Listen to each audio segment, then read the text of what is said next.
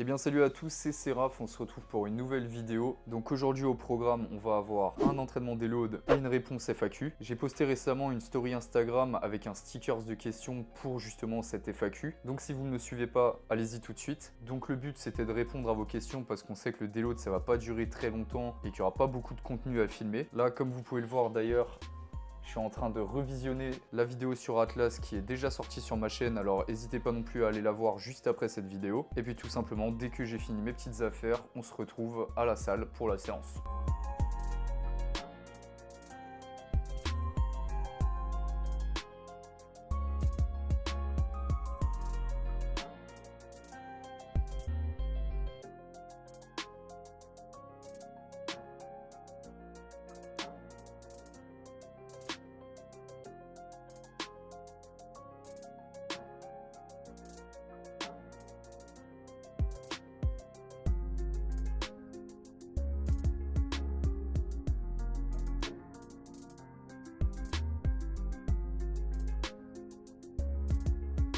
Ce que j'ai ramené. Ah mais tu filmes la merde. Tu filmes ma grosse gueule de sang. C'est pas grave mec.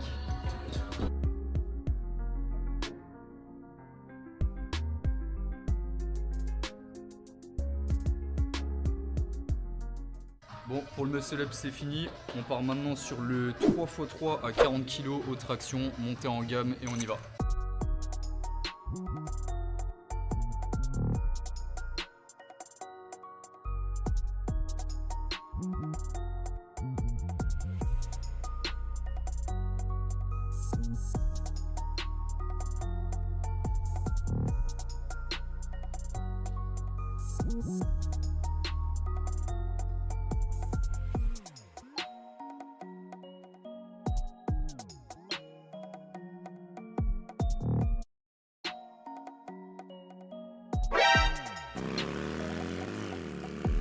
Bon let's go, on a fini les tractions, là on va passer au renfort et il y a un petit poteau de la salle qui a un gros PR, on va pouvoir voir ça tout de suite, c'est parti.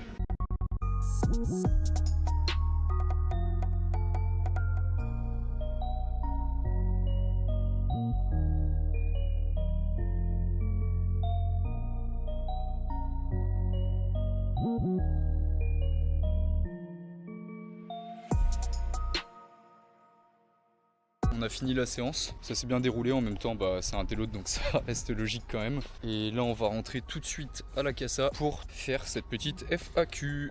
C'est parti, donc ça y est on est bien rentré de la séance, on va attaquer la petite FAQ des questions sur Instagram. Et on attaque sur une question de mon pote Jonathan qui me dit comment gères-tu le sport, YouTube et les études? Et bah tout simplement j'ai du mal à le gérer.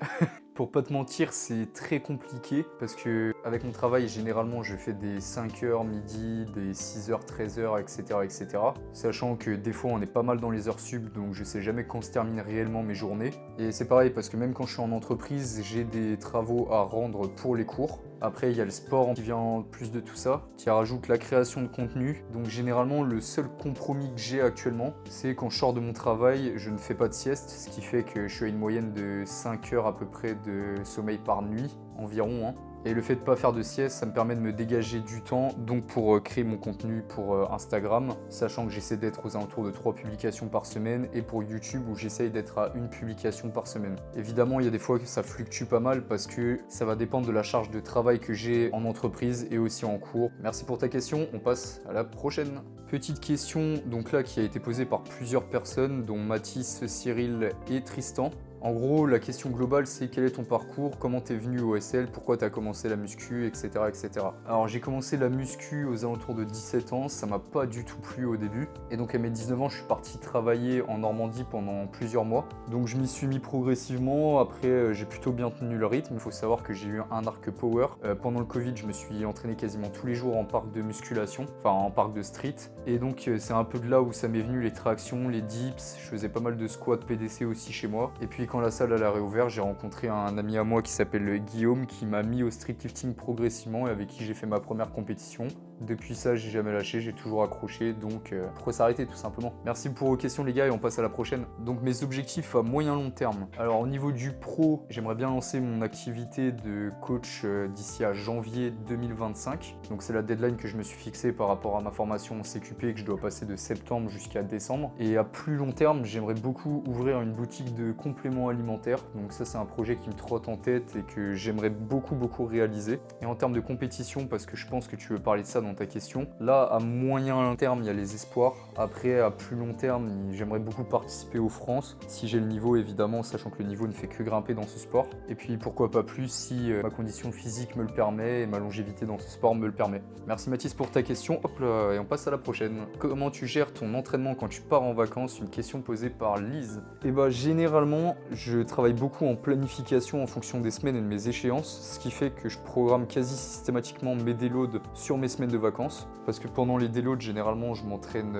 peu. Donc si je pars en vacances à l'étranger pour faire mes séances de déload, généralement, je vais aller en parc au moins 1 à 2 fois dans la semaine. Et quand je rentre de vacances, tout simplement, je m'entraîne en salle. Et ça me permet de bien récupérer et de bien me reposer, d'avoir vu pas mal de choses, d'avoir profité aussi pour me ressourcer un peu. Et après, généralement, quand je m'entraîne et que je suis à déplacement, c'est des cas très rares. Mais je fais en sorte de m'entraîner toujours, de trouver une salle, même si je la connais pas, peu importe, et que je dois payer la séance d'essai. Généralement, je le fais parce qu'on a des objectifs à atteindre. Merci pour ta question, Lise, et on passe à la prochaine. C'est comment la semaine de déload sans ta copine?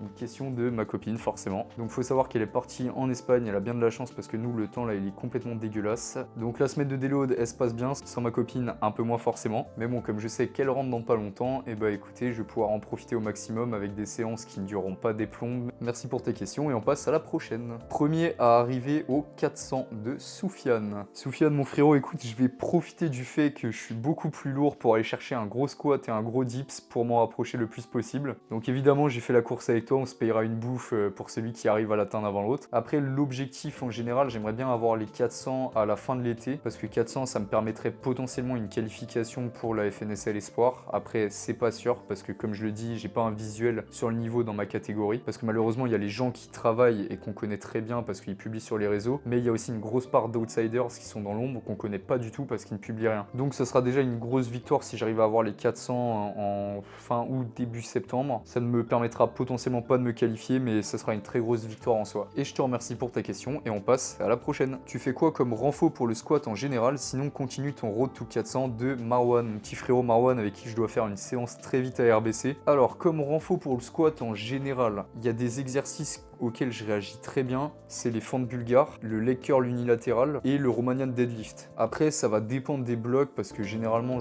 j'essaie de changer, enfin du moins quand j'ai un exo où je ressens qu'il me fait plus d'effet et qui m'apporte plus ce que j'ai besoin qu'il m'apporte. Je peux des fois faire du hip thrust, du leg extension, aussi des abducteurs. Enfin voilà la liste à peu près globale de ce que je fais en renfo, mais pour l'instant, ce qui n'a pas bougé depuis plusieurs blocs, c'est vraiment les fentes bulgares, le leg curl et le Romanian deadlift. J'ai failli les oublier, mais les extensions de lombaire aussi, ça m'arrive d'en faire sur certains blocs parce que j'ai un travail qui mobilise pas mal la chaîne lombaire. Donc quand j'ai besoin de faire un peu de préhab par rapport à ça, je le fais, ça dépend, mais ça va être généralement tous les 3-4 blocs à peu près. Et merci aussi pour ton continu, le Road to 400. De toute façon, c'est pas prévu de s'arrêter avant que j'ai les 400 kilos du moins. Voilà, c'était tout pour cette petite FAQ. C'est sympa parce que c'était assez court et ça a permis de faire un peu de conversation et de répondre à vos questions. Si vous en avez d'autres que vous voulez me poser en privé, peu importe le thème, que ce soit de la programmation, que ce soit sur moi ou j'en passe, n'hésitez pas à le faire. De toute façon, vous pouvez me suivre sur Insta et m'envoyer des messages sur Insta qui s'affichent directement ici. Sur ce, si la vidéo vous a plu, n'hésitez pas à la liker et à la partager et aussi à la commenter pour me dire ce que vous en pensez. Et moi, je vous dis à une prochaine. Ciao! Différents pétards comme différentes symphonies. Je dois protéger mon gang et protéger ma famille. Si t'as baby maman, bah c'est une vraie de ma folie.